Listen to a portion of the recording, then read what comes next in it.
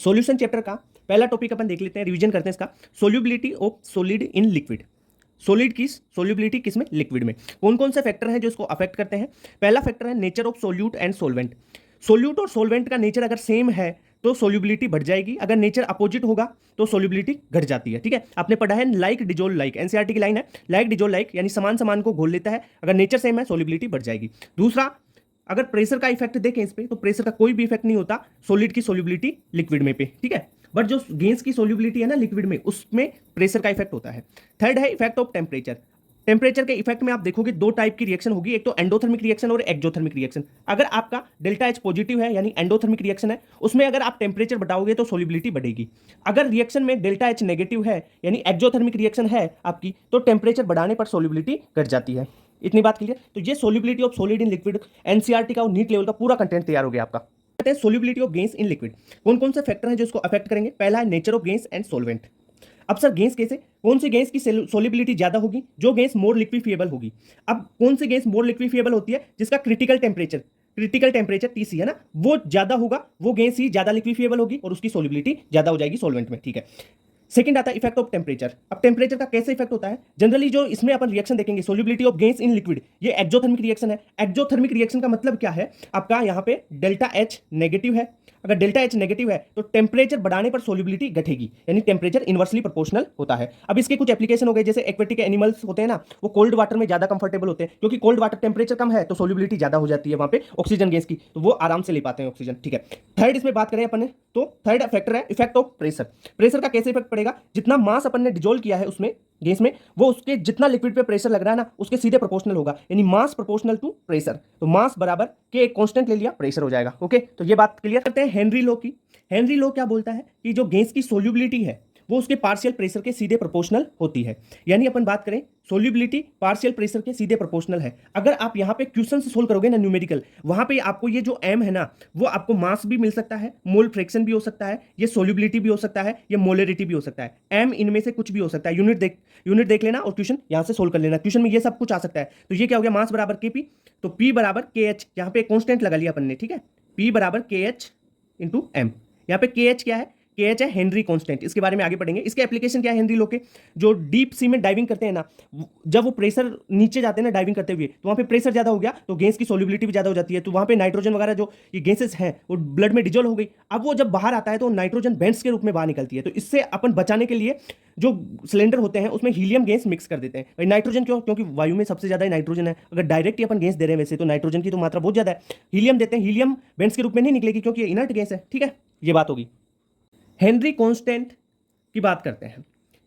Henry का law क्या था? सोल्यूबिलिटी ऑफ गैस सीधे प्रोपोर्शनल होती है पार्शियल प्रेशर ऑफ गैस के। ठीक है, वहां पे अपन ने हेनरी कांस्टेंट लगा के P बराबर KH इंटू M कर लिया था। अब यहाँ पे जो KH है ना, वो किस किस पे डिपेंड करता है, क्या इसके फीचर है, उनकी बात कर लेते हैं।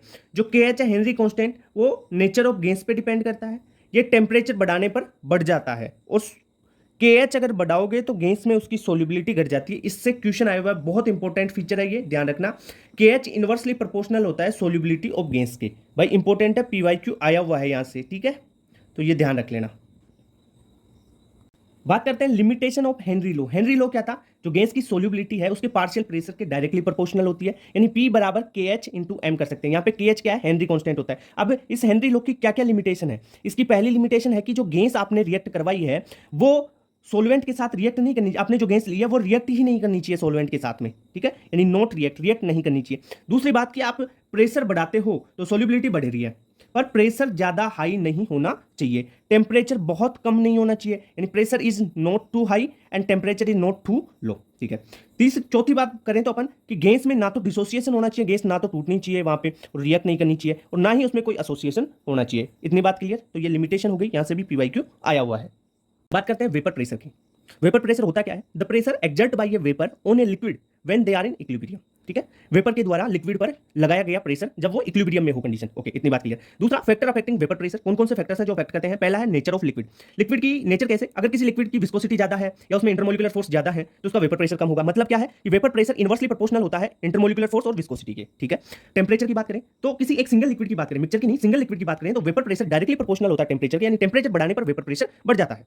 दूसरी बात बॉइलिंग पॉइंट की कर लेते हैं। यहाँ पे बॉइलिंग पॉइंट इनवर्सली प्रोपोर्शनल होता है वेपर प्रेशर के, यानी बॉइलिंग पॉइंट अगर बढ़ा हुआ है ना तो वेपर प्रेशर कम होगा, और ये बहुत ही इंपॉर्टेंट पॉइंट है बॉइलिंग पॉइंट और वेपर प्रेशर का, ध्यान रखना, यहाँ से क्वेश्चन आता है।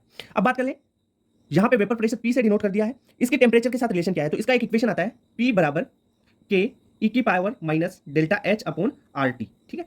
इसका लोग लेते हैं, तब आपके पास लोग लेके 1 और 2 इक्वेशन बना के भाग देते हैं ना, तब ये आपके पास ऐसा क्लेसियस क्लेपरॉन वाला इक्वेशन वैसा इक्वेशन आ जाता है, ठीक है। ये तो क्या होता है ln P2 बाई P1 बराबर delta H upon R 1 upon T1 minus 1 upon T2। यहाँ पे इसका डेरिवेशन तो करूंगा नहीं मैं, ये आपको डायरेक्ट दे दिया।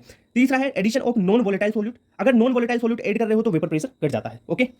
बात करते हैं राउल्ट लॉ की। देखो राउल्ट लॉ में आपको सिंपली याद रखना है कि जो वेपर प्रेशर होता है ना सॉल्वेंट का या सोल्यूट का, तो वेपर प्रेशर ऑफ सॉल्वेंट उसकी मोल फ्रैक्शन होती है ना सॉल्वेंट की, उसके सीधे प्रोपोर्शनल होता है, ठीक है। तो इससे आप इक्वेशन क्या लिख सकते हो, PA प्रोपोर्शनल XA। PA क्या है, vapour pressure of solvent in solution, तो क्या हो जाएगा यहाँ पे एक proportional constant P note A लगा देते हैं अपन, यानी प्योर अवस्था में, शुद्ध अवस्था में ये हो जाएगा इसका प्योर फॉर्म में वेपर प्रेशर सॉल्वेंट का, ठीक है। PA बराबर P note A XA। XA क्या है, mole fraction of A। A क्या है यहाँ पे सॉल्वेंट और B क्या है सोल्यूट है, ठीक है। जैसे A का लिखा मोल फ्रैक्शन और जो आपने वेपर प्रेशर, वैसे ही आप बी के लिए लिख सकते हो। अगर दोनों का जोड़ दो, सोल्वेंट और सोल्यूट का जोड़ दोगे तो सॉल्यूशन का आ जाएगा, तो PS बराबर PA प्लस PB, तो PS बराबर P note A XA plus P note B XB। ये फॉर्मूला आपको याद रखना है, यहां से क्वेश्चन बन जाता है। अब इसका ग्राफ खींचिए अपन, तो कैसे, एक बार देखो यहाँ XA और XB है ना, XA के लिए एक बार 1 और 0 रख के देख लो, एक बार XA के लिए 1 रखोगे, फिर XA के लिए एक बार 0 रख लो और ग्राफ लोड कर लेंगे, तो ये वेपर प्रेशर और XB और XA यानी वेपर प्रेशर और मोल फ्रैक्शन में आपके पास ऐसा ग्राफ आ जाएगा। ये PA का हो गया, ये PB का हो गया, और यहाँ पे ये टोटल PS का हो गया सॉल्यूशन का, okay.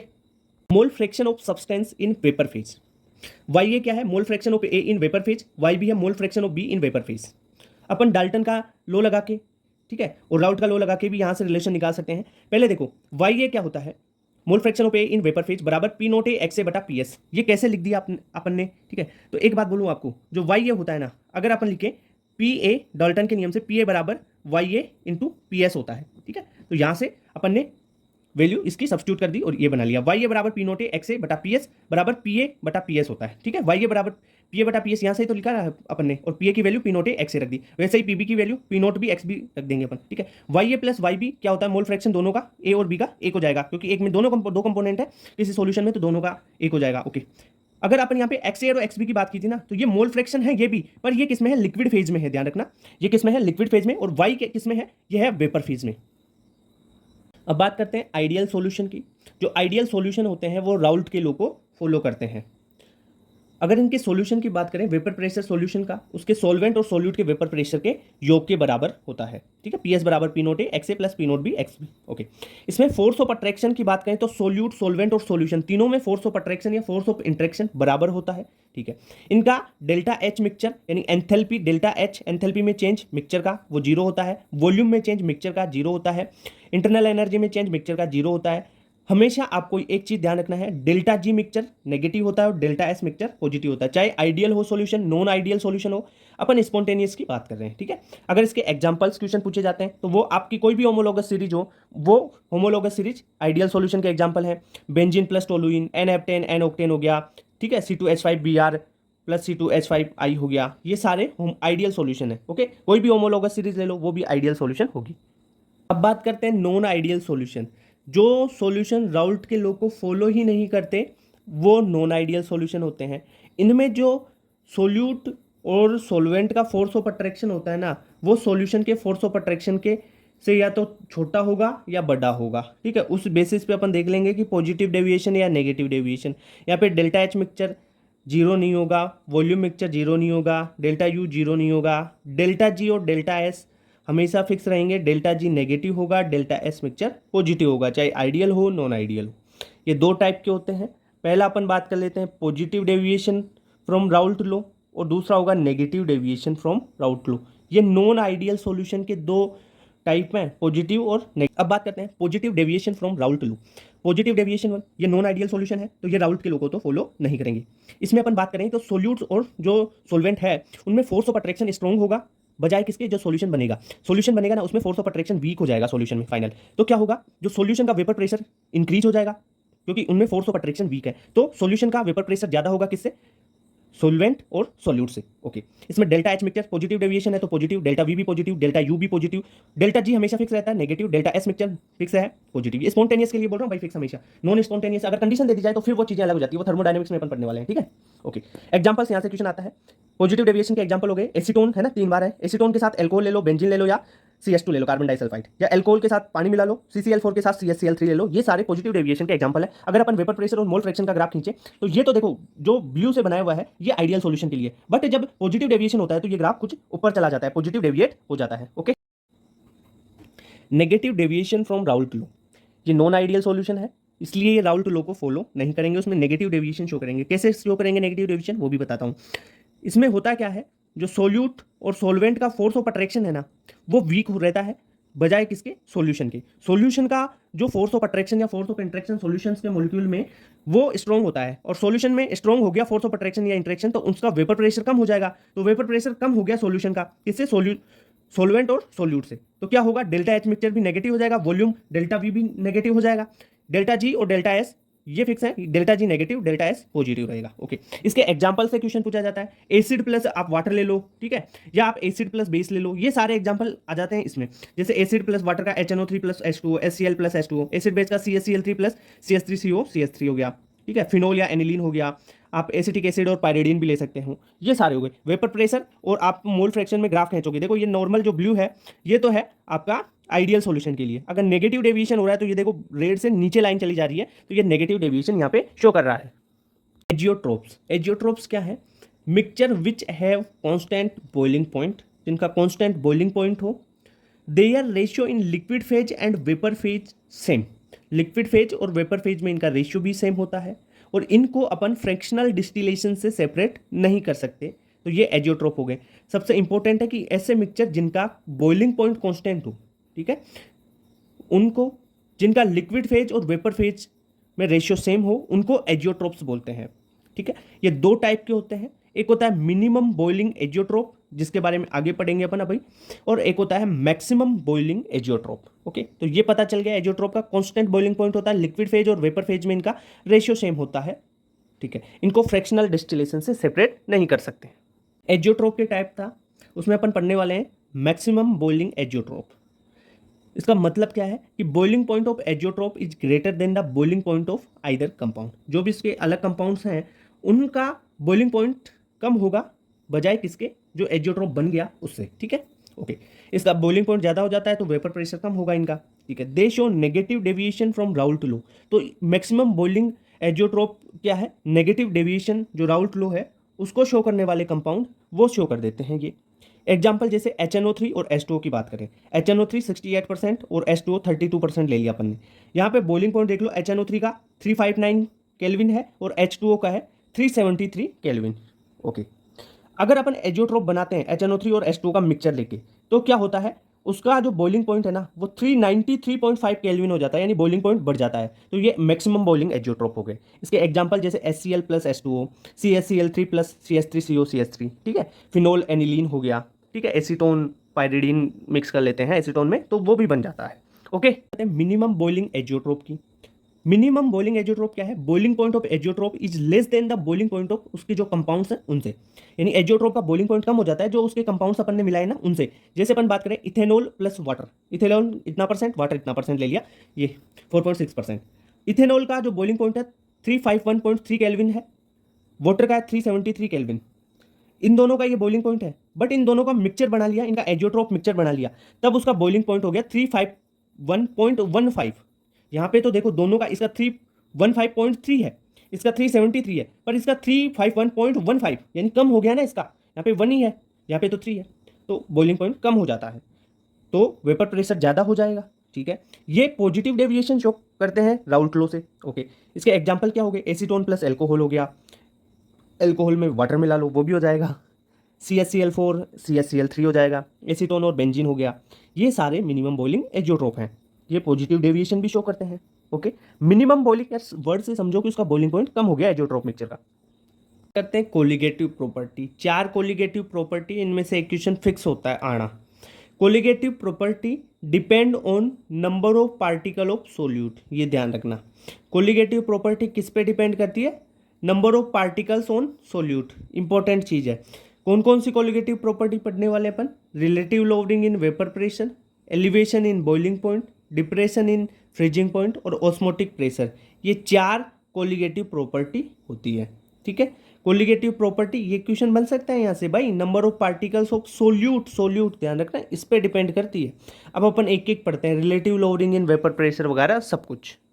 Relative loading of vapour pressure, colligative property, इसका सबसे पहले आपको फॉर्मूला पता होना चाहिए भाई, P naught minus P S बटा पी नोट बराबर एक्स पी। अब यहाँ पे सर ये पी नोट क्या है, पी एस क्या है? पी नोट है vapour pressure of solvent in pure form और पी एस है वेपर प्रेशर ऑफ सॉल्यूशन। तो यहाँ पे vapour pressure of solvent in pure form minus vapour pressure of solution बटा vapour pressure of solvent in pure form. यहाँ पे X B करना है, एक्स क्या है? Mole fraction of B, solute का, सोल्यूट का मोल फ्रैक्शन। सोल्यूट का मोल फ्रैक्शन क्या होता है? एक्स बी क्या होता है? एन बी बटा N A plus N B, यानी मोल ऑफ बी बटा mole of A plus mole of B, यानी टोटल मोल। ओके, ये आपको ध्यान रखना है। यहाँ पे relative loading of vapour pressure क्या है? P naught minus P S बटा पी नोट होता है ना, ये एक्स बी के बराबर होता है। ये है relative lowering in vapour pressure. अगर आपको P naught minus P S दे तो वो रिलेटिव लोडिंग है, वो लोडिंग इन वेपर प्रेशर है, वो रिलेटिव लोडिंग नहीं है। रिलेटिव लोडिंग तब आएगी जब पी नोट डिवाइड होगा। ओके, तो इसके लिए एक, अगर आपको न्यूमेरिकल क्वेश्चन आए तो आपको कैसे सोल्व करना है, आपके लिए एक ये फॉर्मूला आपको याद रखना पड़ेगा। इस फॉर्मूले से आपका न्यूमेरिकल वैल्यू सोल्व हो जाएगा। P naught minus P S बटा पी नोट, ये रिलेटिव लोडिंग वेपर प्रेशर नहीं है, ये सोल्व करने का इसी का मॉडिफिकेशन किया हुआ फॉर्मूला है, बट बराबर एन बी बटा एन ए। और एन बी बटा एन ए क्या होता है? Molarity into molar mass of solvent बटा 1000। ओके, अगर डाइल्यूट कर दे सॉल्यूशन को तो इसको आप इस प्रकार से लिख सकते हैं फॉर्मूले को। सेकेंड कोलिगेटिव प्रॉपर्टी है एलिवेशन इन बॉइलिंग पॉइंट, जिसे डेल्टा टीबी से शो करते हैं। On addition of non volatile solute to volatile solvent, vapour pressure क्या होगा? डिक्रीज होगा, बॉइलिंग पॉइंट इंक्रीज हो जाएगा, इसलिए बॉइलिंग पॉइंट ऑफ एलिवेशन बोलते हैं अपन। ठीक है, तो boiling elevation in boiling point क्या होता है? डेल्टा टीबी बराबर टी एस सोल्यूशन का टी, ठीक है, माइनस टी नोट। ठीक है, टी क्या है? टेम्परेचर है भाई, टी तो ये इतनी सी बात तो पता होगा ना। Delta T B elevation in boiling point सीधे प्रोपोर्शनल होता है किसके? स्मॉल एम के। स्मॉल एम क्या है? मोलेलिटी। ठीक है, मोलेलिटी है ये। ठीक है, मोलेलिटी नहीं, मोलेलिटी है। तो यहाँ से अपन एक कांस्टेंट ले लें, तो के बी कॉन्स्टेंट लगा दिया, तो डेल्टा टी बी बराबर K B into molality. Okay, small M molality होता है, मोलेलिटी। ये भी क्या है यहाँ पे? मोलर एलिवेशन कांस्टेंट या इब्लियोस्कोपिक कांस्टेंट बोलते हैं, ये भी आ सकता है नीट में। यहाँ से न्यूमेरिकल वैल्यू बनता है, इस फॉर्मूले को याद रखना। यहाँ पे मोलरिटी का फॉर्मूला भी आप यहाँ पे रख सकते हैं। मोलरिटी का फॉर्मूला क्या होता है? डब्ल्यू बी बटा एम बी इंटू 1000 बटा डब्ल्यू ए। डब्ल्यू बी क्या है? Weight of solute, M B क्या है? मोलर मास ऑफ सोल्यूट, और डब्ल्यू ए क्या है? Weight of solvent. ठीक है, सोलवेंट। ओके, यहाँ पे केबी की वैल्यू, केबी का फॉर्मूला, जनरली केबी की वैल्यू दी हुई होती है, अगर नहीं दी हुई हो तो ये फॉर्मूला लगा सकते हैं। केबी बराबर आर टी नोट स्क्वायर बटा 1000 एल वेब। एल वेब क्या है? Latent heat of vaporisation. और एक इंपॉर्टेंट चीज जो नीट में आती है कि केबी किस पे डिपेंड करता है? Depend on solvent. K B depend on solvent. Depression in freezing point on addition of non volatile solute, अगर नॉन वोलेटाइल सोल्यूट ऐड कर दिया तो वेपर प्रेशर कम हो जाएगा, और वेपर प्रेशर कम हुआ तो फ्रीजिंग पॉइंट भी कम हो जाता है। ओके, इतनी बात क्लियर। यहाँ पे डिप्रेशन इन फ्रीजिंग पॉइंट क्या है? डेल्टा टी एफ है, ये होता है T note minus T S. T note क्या है? सोलवेंट का टेम्परेचर, और ये हो जाएगा सॉल्यूशन का। ठीक है, T S. Delta T F यानी डिप्रेशन इन फ्रीजिंग पॉइंट बराबर अपन ने के एफ एक कांस्टेंट ले लिया इंटू एम। एम क्या है यहाँ पे? मोलेलिटी है। Okay, molality. और के एफ क्या है? के एफ है मोलर डिप्रेशन कांस्टेंट, जिसे बोलते हैं अपन क्रायोस्कोपिक कांस्टेंट। और के बी क्या था? के बी था मोलर एलिवेशन कांस्टेंट और या इब्लियोस्कोपिक कांस्टेंट। ओके, के एफ की value R T note square बटा 1000 लेटेंट हीट ऑफ फ्यूजन से आप निकाल सकते हैं। ठीक है, के एफ भी सोलवेंट पे डिपेंड करता है और के बी भी सोलवेंट पे डिपेंड करता है। ओके, अगर अपन डेल्टा टी एफ का जो जनरली फॉर्मूला न्यूमेरिकल्स में आता है वहां पे मोलेलिटी का फॉर्मूला अपन रख दें तो क्या बन जाएगा? के एफ इंटू एम बराबर क्या हो जाएगा? के एफ मोलेलिटी का फॉर्मूला रखो, वेट ऑफ सोल्यूट इंटू 1000 बटा molar mass of solute into weight of solvent. Okay, ये हो गया इसका डेल्टा टी एफ का formula, depression in freezing point. Fourth colligative property होती है ऑस्मोटिक प्रेशर। ऑस्मोटिक प्रेशर को पाई से डिनोट करते हैं, और पाई बराबर होता है सी आर टी। सी क्या होता है? सी है कॉन्सेंट्रेशन, जो है मोलरिटी के टर्म में आप लिखोगे। ओके, आर क्या है? गैस कांस्टेंट, और टी जो टेम्परेचर आपको दे रखा है। अगर यहाँ पे मोलरिटी की वैल्यू अपन रख दें, यानी मोल्स ऑफ सोल्यूट बटा वॉल्यूम इन लीटर, तो ये फॉर्मूला क्या हो जाएगा? पाई बराबर एन बी बटा V L into R T. Okay, अगर एन बी की वैल्यू भी रख दो, यानी मोल्स ऑफ सोल्यूट क्या होंगे? वेट ऑफ सोल्यूट बटा मोलर मास ऑफ सोल्यूट, तो ये आपके पास फॉर्मूला जाएगा पाई बराबर डब्ल्यू बी बटा M B into R T बटा वॉल्यूम इन लीटर। अगर इस लीटर को एम एल में कन्वर्ट करना चाहते हो तो ऊपर 1000 से मल्टीप्लाई कर देना। ओके, तो ये हो गया आपका osmotic pressure, fourth colligative property. अब इसके बाद में वॉन्ट ऑफ फैक्टर बचा है, वो अपन करते हैं। Want of factor, want of factor है क्या? इसे आई से डिनोट करेंगे, और ये होता है नॉर्मल मोलर मास बटा एबनॉर्मल मोलर मास।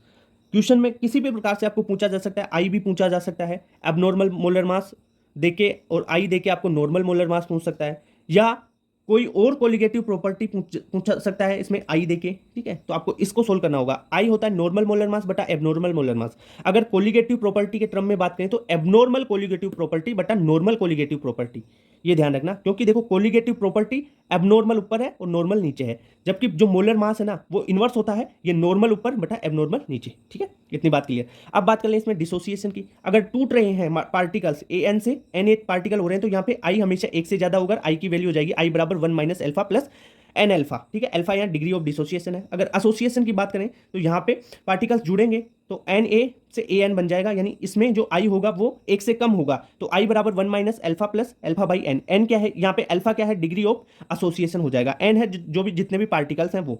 अगर बात करें तो सीधा कोलिगेटिव प्रॉपर्टी आई ना वो सीधा आई से मल्टीप्लाई कर देना, अगर आई आपके पास क्वेश्चन में निकल के आ जाए तो, ठीक है। तो कोलिगेटिव प्रॉपर्टी सीधा आई के प्रोपोर्शनल होते हैं, बॉइलिंग पॉइंट सीधा आई के प्रोपोर्शनल, और फ्रीजिंग पॉइंट इनवर्सली प्रोपोर्शनल होता है। यहां से क्वेश्चन आता ही आता है इन 3 पॉइंट से। वॉन्ट ऑफ फैक्टर की बात करते हैं डिसोसिएशन और एसोसिएशन के केस में। अगर ए एन मॉलिक्यूल है, ये टूट के एन मॉलिक्यूल्स में कन्वर्ट हो जाते हैं, बहुत सारे मॉलिक्यूल्स में एन मॉलिक्यूल्स में ए के रूप में कन्वर्ट हो जाते हैं, टूट जाते हैं, तो डिसोसिएशन में हमेशा आई की वैल्यू एक से ज्यादा होती है। यहाँ पे आई क्या होगा, देखो डेरिवेशन तो करवा नहीं सकता, यहाँ पे आपको फॉर्मूला सीधा याद होना चाहिए। यहाँ पे आई बराबर 1 minus alpha plus N alpha होता है। यहाँ पे अल्फा क्या है, अल्फा है डिग्री ऑफ डिसोसिएशन, एन क्या है कि कितने पार्टिकल्स थे वो कितने, ठीक है। वो एसोसिएशन में कितने पार्टिकल एसोसिएट हो रहे हैं, एन पार्टिकल ए के रूप में, ए के एन पार्टिकल एसोसिएट होकर इसका एक पार्टिकल बना दिया ए एन, ठीक है। तो ये एसोसिएशन हो रहा है इसका। एन क्या है, कितने पार्टिकल एसोसिएट हो रहे हैं, और यहाँ पे अल्फा क्या होता है, यहाँ पे अल्फा होता है डिग्री ऑफ एसोसिएशन। आई की वैल्यू एसोसिएशन में हमेशा एक से कम होती है, और आई बराबर 1 minus alpha plus alpha by N होता है। अगर सबसे इंपॉर्टेंट क्वेश्चन आता है कि आपको colligative property, boiling point, freezing point, इनका आई के साथ रिलेशन पूछा जाता है। कोई भी कोलिगेटिव प्रॉपर्टी हो आपको दी हुई हो, अगर क्वेश्चन में आई आ गया तो आई को उससे मल्टीप्लाई आपको करना ही पड़ेगा डायरेक्टली, क्योंकि कोलिगेटिव प्रॉपर्टी के सीधा प्रोपोर्शनल होती है आई, यानी आई बढ़ेगा तो कोलिगेटिव प्रॉपर्टी भी बढ़ेगी, ओके। बॉइलिंग पॉइंट की बात करें तो बॉइलिंग पॉइंट भी सीधा प्रोपोर्शनल होता है आई के। अगर फ्रीजिंग पॉइंट की बात करें तो फ्रीजिंग पॉइंट इनवर्सली प्रोपोर्शनल होता है आई के, ओके।